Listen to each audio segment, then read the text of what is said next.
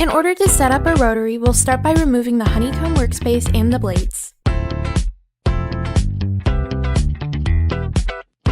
This is so we can fit the rotary in the laser and line it up with the grooves.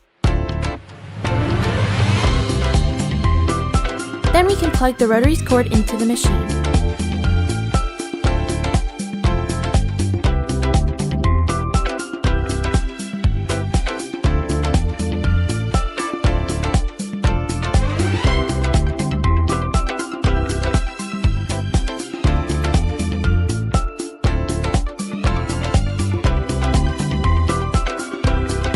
With our rotary diameter setting at 73, we got pretty accurate results, so we'll leave it at that.